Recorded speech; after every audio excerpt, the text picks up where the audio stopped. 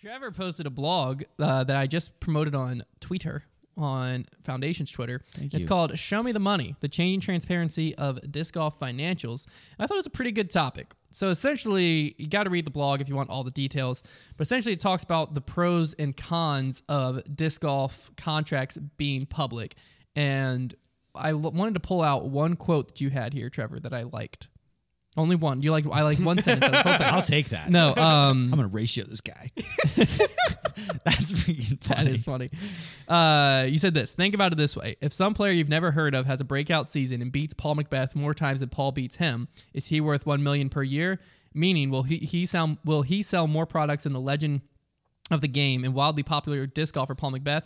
Of course he won't. This is why I get concerned when I see the disc golf industry paying out new contracts, seemingly factoring in what Paul was paid because it came public. The athletes now have the numbers to bring to the table when negotiating. I just wonder if these numbers were too big to begin with.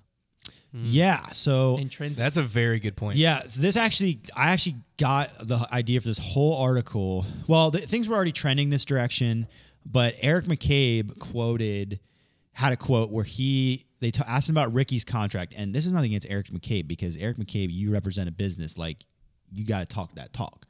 But he said, when he was asked about the amount of money they paid Ricky, he said, well, Paul got that deal, so I think it just made sense to give Ricky that deal. Yeah, his exact quote from Ultraworld says, at the end of the day, $1 million a year just makes sense, because that's what Paul's getting, and right. Ricky... And with Ricky as the number one player in the world coming back here, it just makes sense. So that absolutely, like, the way if that is how disc golfers earn companies money, by being good at disc golf, which in a way they do, but not completely, then that makes complete sense. However, the way disc golfers are being paid for, and like, this is not like some insider info, like, I think you can just realize this based on how many discs with people's names on it are released these days.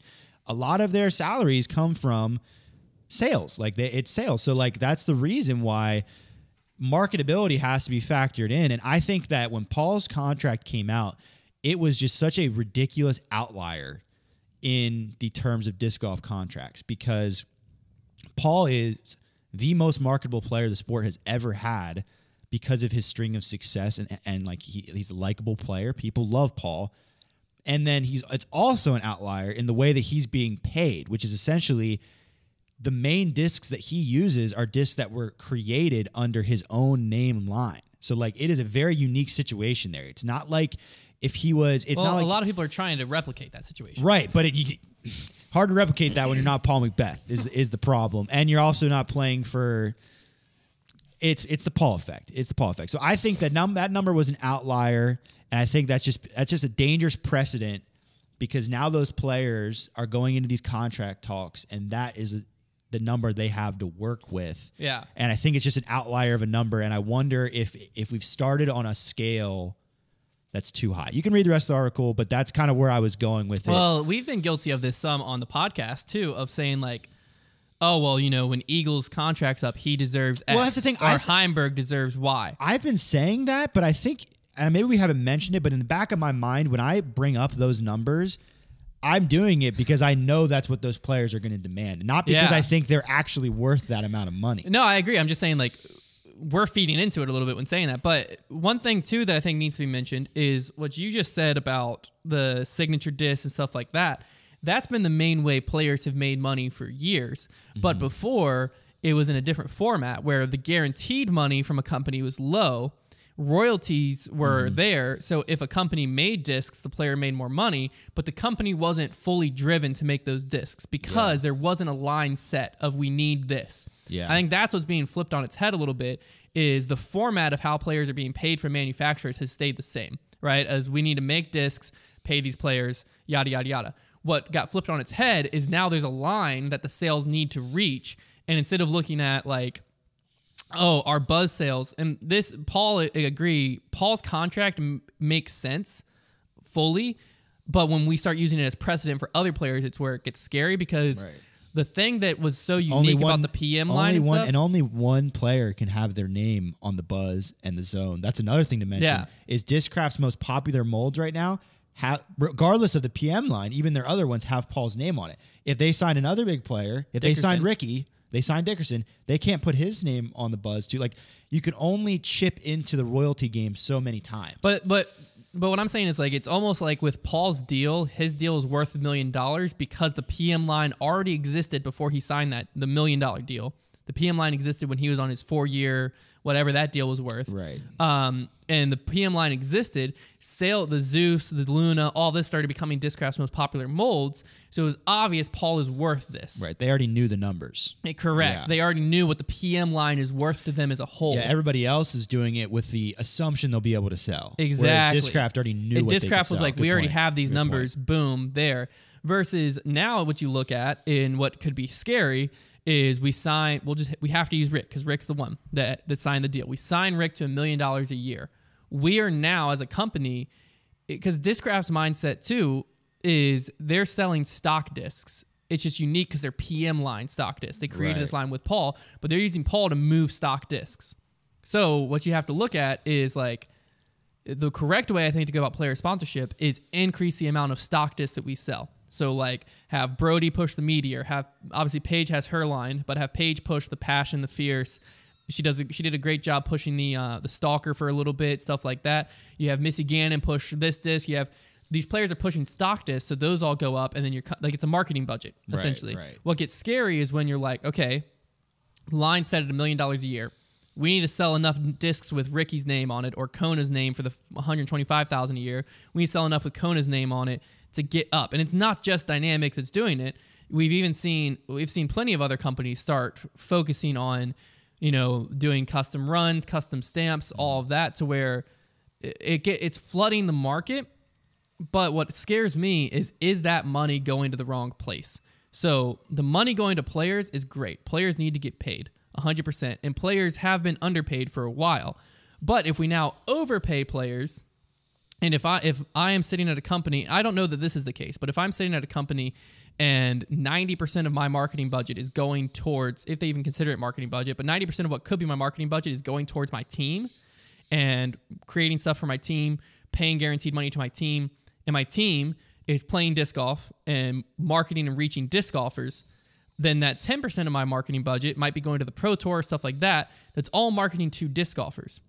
What I think might be a better thing is if that 90% or 50% or something went to, okay, how do we reach the casual disc golfers that are playing once on the weekends? How do we get them introduced to our product? How do we reach the next generation of disc golfers? How do we reach all the people who aren't playing disc golf yet? Right. Because eventually, if we all market just to disc golfers, disc golf will grow just because word of mouth and stuff. But eventually, there might be too many custom run discs for disc golfers to consume.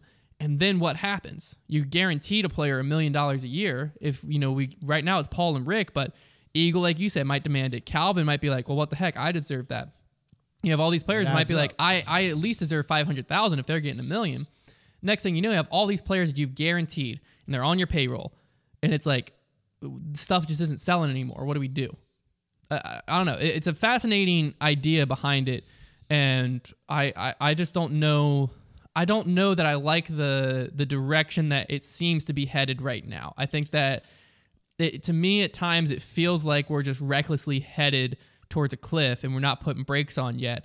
The only thing that I don't know is how big of the drop off that cliff is. Like, what's the bottom of the cliff? You know what I mean? Right. Because to me, it's pretty obvious that like if we keep heading this direction, what I just said will kind of happen. Where it's like, oh, sick, another buzz. Well, I think who cares? Oh, sick, another truth. The weird thing is too, if let's just say that it does become sustainable, and like these companies are continuing to able to continue paying these high salaries, and the purses don't change. That's another thing we mentioned.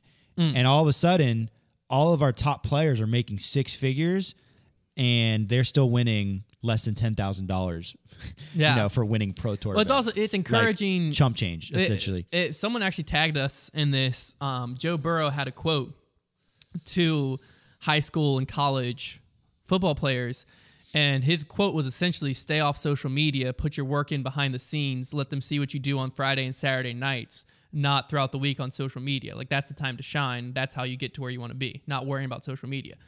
In disc golf right now, it's the opposite. Complete opposite, yeah. Because it's like, realistically, if you are, the biggest key for a lot of these people, for a lot of disc golf companies is like, who can you influence? What's your reach on social media? How are you going to be able to move product? That's all we care about. Yeah. And if I'm a player, I need money from the sponsor because I'm not gonna be able to make a good living on the Pro Tour. You can go out and you can make a comfortable living on the Pro Tour, but expenses to travel on the road are high. You can do it cheaply, but if you're trying to be comfortable on the road, it's gonna cost money.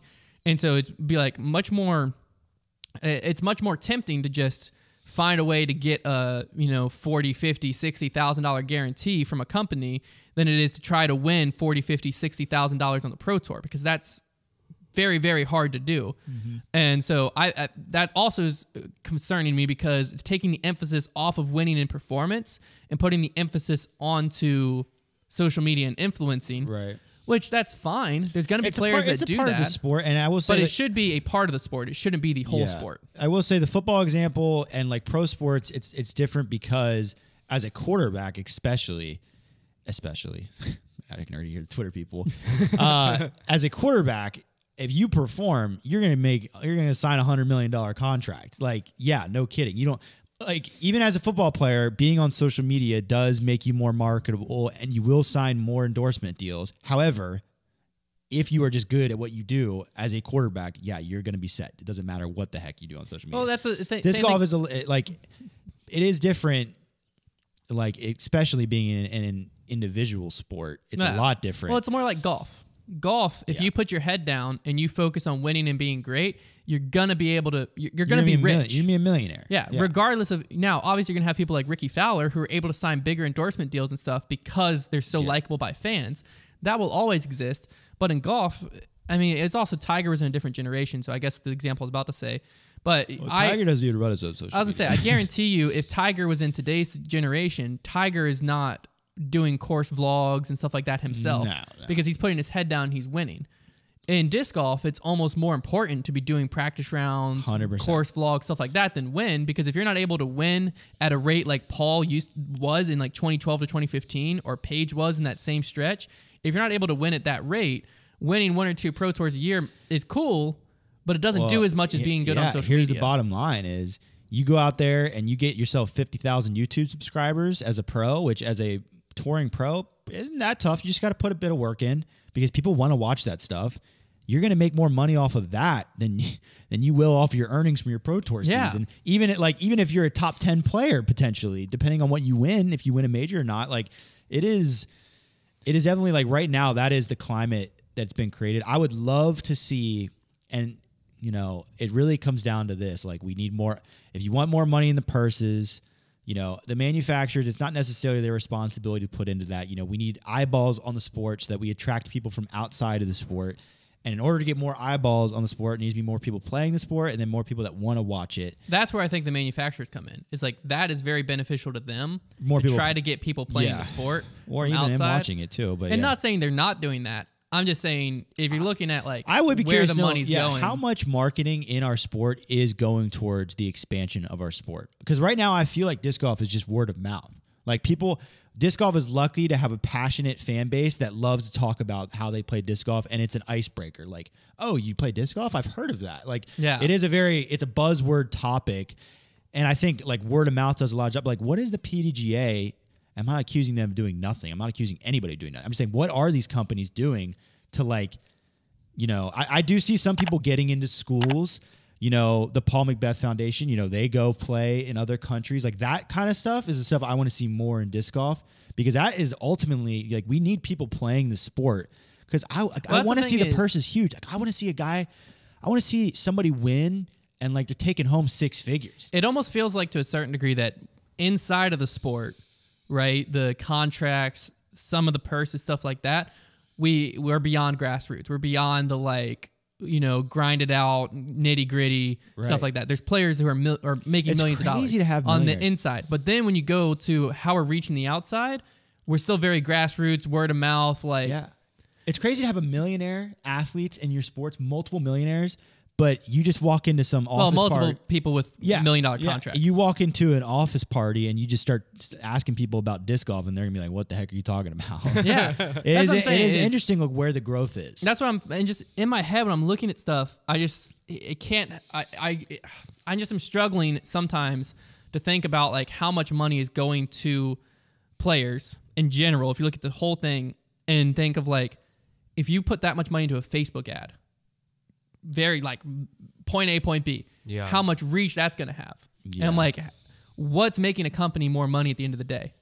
Right. Long-term money. Because lifetime value of customers too is something I think about. The second that companies correlated, and they kind of had to, because back in the day, like the only way you were going to get players money was from them selling discs. Yeah. And because people, that is like, the essence of that is because people in disc golf love supporting the pros. Yes. So like that is like, that's important but to have. How much does that change when a player has $1 million guarantee? Right. And the problem is the second that we made that correlation, the second that it was decided the way that like athletes were going to be paid most of the time, there was always going to be that opportunity for a player like Paul to get way ahead of the curve. And he has, since his Innova days, been way ahead of everybody as far as how much money he makes, because he's so sellable, he's so marketable, to where now like the top end of the, like it's like when you're like putting data on a chart, you have like those outliers, those ones that need to be written off. What's fascinating to me though is Paul got to where he's at, marketability and everything just wise, winning without doing social media really. Yeah. Like he did it. He has a YouTube channel and stuff like that, but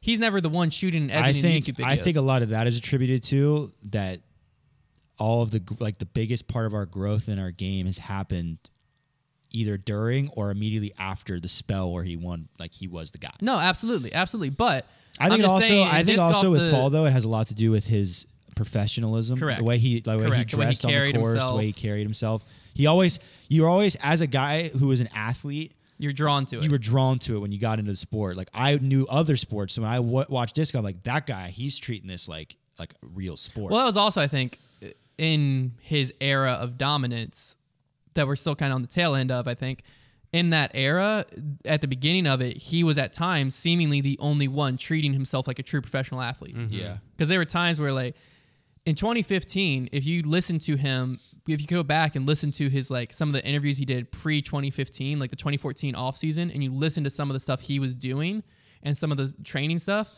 like I'd be shocked if pros right now are doing some of that stuff. Yeah. Of like the amount of work and off season stuff he was putting in and the ways he was training. So it was no wonder when 2015 rolled around, the dude didn't finish outside the top 3, only came in third like 2 times. And then basically, if he stepped on the course, he was winning. The brakes off everybody. Mm-hmm. Yeah, and it was like, nah, dip. He treated himself like an athlete. And people realize that. But what scares me now is if I'm like sitting there and I'm like, I could put my head down, grind my face off in the gym and all of that, and maybe win a few pro tours. Or I could just go play some disc golf and carry a camera. I mean, not to make YouTube sound easy, because obviously like it's a hard business to get into. It's a hard thing to do successfully. But when you're looking at the two, and I know that one actually has potential to make me more money, and disc golf or making YouTube content and stuff like that does seem easier than having to putt a few thousand times a day or getting into the gym and like trying to get your body right and stuff like that. I will say I don't like that scale. We are at least at the point now. It kind of depends on what kind of player you're talking about, because if you got somebody who really just wants to be able to live on tour, they're not really concerned about getting rich.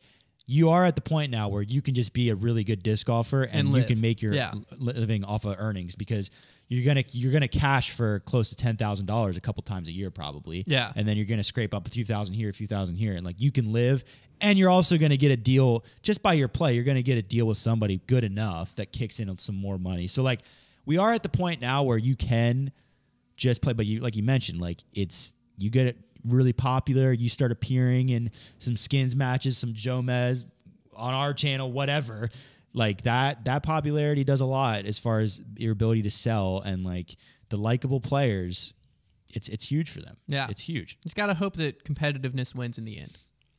That's all we can hope for. Just like hope that like you know the players that put their heads down and just grind it out, because that's the other thing too, is Ricky, very similar thing to Paul. He didn't get where he's at by focusing a ton on social media. He got where he's at by focusing a ton on winning.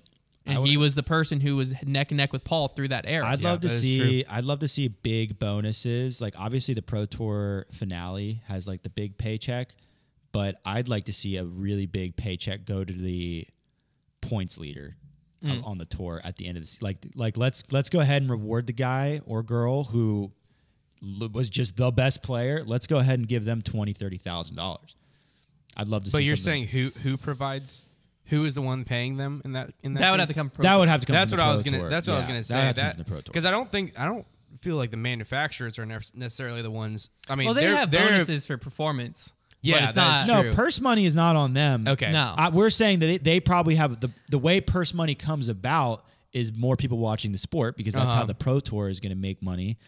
And I think that the manufacturers do have a role in getting. I mean, it's a win-win for them if they get more people into the sport. Yeah. I honestly think that our purse money right now is too reliant on manufacturers because the issue that you run into is Las Vegas Challenge coming up soon, Innova event through and through.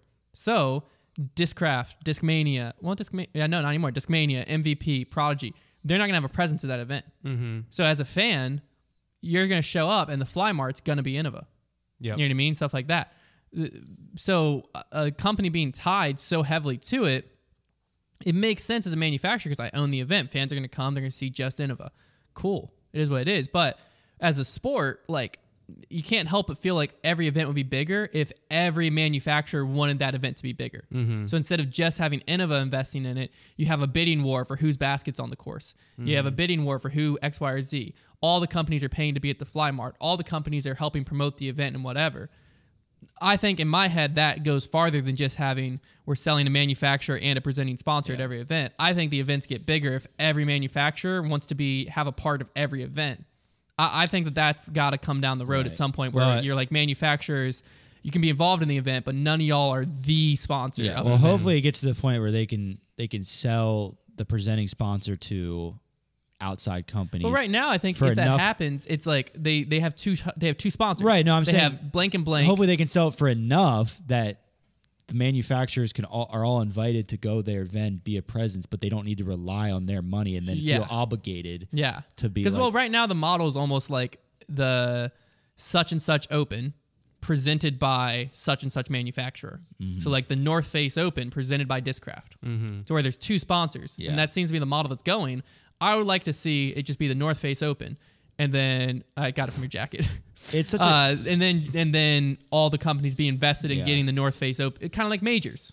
Right. They still have like presented by X, Y, or Z, but certain majors you show up and everyone's pushing it together. It is. It's just a crazy difference when you think about golf because and I've never been to a PGA Tour event in person to see the presence from manufacturers like Titleist or TaylorMade's, but if you watch it on TV, because the TV money is just so ridiculous, like all the emphasis is on, let's just say CBS and whoever they sold those ads to. Like that is where, and whoever's the like presenting sponsor of that tournament as well. You're going to see them everywhere, but you're not going to see like a TaylorMade sign up somewhere typically. Like you don't see a big presence from them at the events other than. Well, they probably more focus on like the fans that are there.